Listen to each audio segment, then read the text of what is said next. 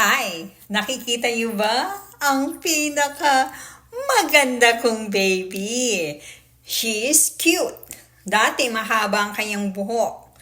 Ngayon maiksi na kasi nung iniwan namin siya nung nagbakasyon kami sa Minnesota, ngayon maiksi na siya. I feel so sorry. You're here, baby girl.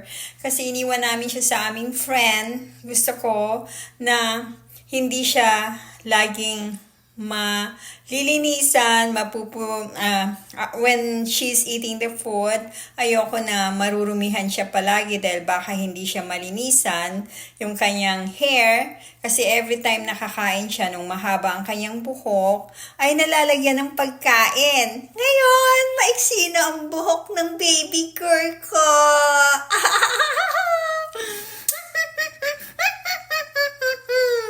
Okay.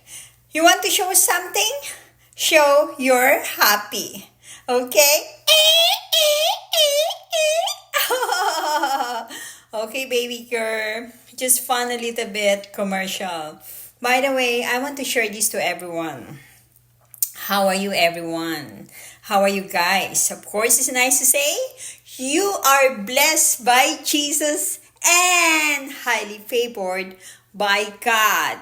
Lagi po nating iisipin at lagi nating sasabihin kung ano ang buka ng bibig ay mangyayari sa iyong buhay. Pag sinabi mo palagi na you are blessed by Jesus and highly favored by God, you will be blessed. And kung ano nga po ang iniisip natin, kung ano yung mindset natin sa buhay, ay mangyayari. Kaya from now on, sabihin nyo na po, libre.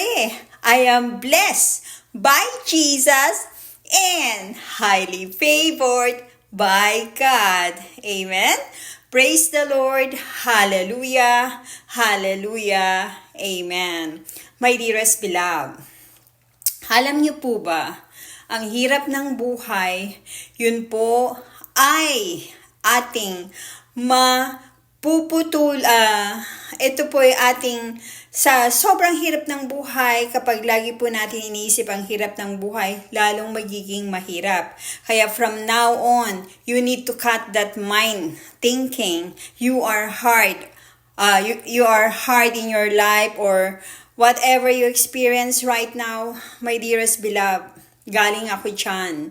Kaya kung ano man pong karanasan na nahihirapan kayo, simula ngayon, baguhin nyo na ang inyong isip and think positive always and always happy all the time. Amen?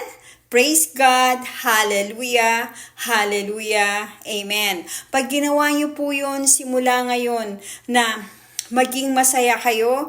Pag nanalangin kayo sa ating Panginoon, kailangan masaya, hindi malungkot. And say, thank you, Jesus. Thank you, Lord, for everything. And you will see, once na binago nyo ang image, ang style nyo, na laging masaya, kapatid, makikita nyo rin po ang tagumpay na magsimulang maging masaya rin ang buhay. Kung may mga problema, kapatid, first, you need to think you have God. And any problem in your life, you need to start rebuking. Rebuke any problem in the name of Jesus. And blessing is coming. Blessing is coming in Jesus' mighty name. Amen? Amen. Praise the Lord. Hallelujah. Hallelujah. Amen. Bye for now and we'll see you next time.